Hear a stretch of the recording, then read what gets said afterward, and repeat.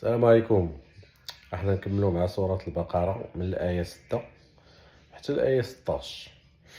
والله كيقول لنا إن الذين كفروا سواء عليهم أأنذرتهم أم لم تنذرهم لا يؤمنون. هذوك الكفار دوك اللي كفروا بالله، هذوك راه واخا خلعتيهم واخا ما تخلعهمش راه ما غاديش يامنوا اصلا. هذوك صافي ختم الله على قلوبهم وعلى سمعهم وعلى أبصارهم غشاوة ولهم عذاب عظيم. صافي الله طبع على القلب ديالهم، السمع ديالهم سبحان الله العظيم تيسمعوا الحاجه والو ما يتصنتوش، وتا الابصار ديال عينيهم داكشي يقدر يبان لك الحق، يبان لك الحاجه مزيانه وهما ما تبانش لهم، بحال كاين واحد الغطاء على عينيهم. ولهم عذاب اليم، عذاب عظيم حفظ الله. هادو الكفار، هادوك الكفار اللي تيكونوا يعني الداخل ديالهم فاسد والخارج ديالهم حتى هو فاسد، يعني ديريكت تيخرجوا ليها ما تنامنوش بالله وحتى في الداخل. ولكن في هذه الايات اللي جايين من بعد تيهضر على المنافقين. المنافقين هما دوك اللي الداخل ديالهم ما تيامنوش بالله، ولكن في الخارج تيبينوا زعما بلا هما تيامنوا بالله. قال لك الله ومن الناس من يقول آمنا بالله وباليوم الآخر وما هم بمؤمنين. هاد الناس كيقولوا احنا تنآمنوا بالله ويوم القيامة، ولكن هما راه ماشي مؤمنين، حيت الله هو اللي عارف، الله عارف كل شيء، هو اللي خلقنا كاملين. يخادعون الله والذين آمنوا وما يخدعون إلا أنفسهم وما يشعرون.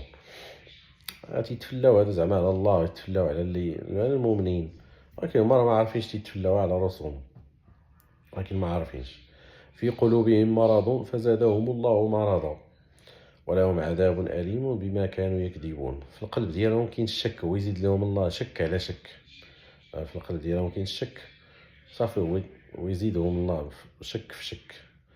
ولهم عذاب أليم حافظ الله. العذاب ديال المنافقين في السفلي ديال جهنم، الله يحفظ السلام، بهذاك الشيء اللي كذبوا. وإذا قيل لهم لا تفسدوا في الأرض قالوا إنما نحن مصلحون. يعني وإذا قالوا لهم يعني ما تفسدوش في الأرض بالذنوب وبالروينة وبالتخربيق وبالكذوب كاع داكشي، لا حنا راه هما اللي كنصلحوا. ألا إنهم هم المفسدون ولكن لا يشعرون. ولكن هم المفسدين ولكن ما عارفين كاع هما هادشي، ما تيحسوش كاع بأنه راهم هما مفسدين. وإذا قيل لهم آمنوا كما آمن الناس قالوا أنؤمن كما آمن السفهاء ألا إنهم هم السفهاء ولكن لا يعلمون. قال لك سيدي إذا قلنا لهم، إذا قالوا لهم يآمنوا بحال كيف آمنوا الناس، قال لك قالوا أنؤمن كما آمن السفهاء. السفهاء بحال قلتي دوك اللي يعني ما خفيف العقل ديالهم، زعما ما مكلخين، زعما دوك اللي مكلخين وناقصين في الدين. واش حنا نامنوا بحال دوك المكلخين اللي ناقصين في الدين ما فاهمين والو؟ الا انهم هم السفهاء ولكن لا يعلمون. راهم هما اللي مكلخين وهما اللي ناقصين في الدين ولكن ما عارفينش. واذا لقوا الذين امنوا قالوا آمنا واذا خلوا الى شياطينهم قالوا إنا معكم إنما نحن مستهزئون.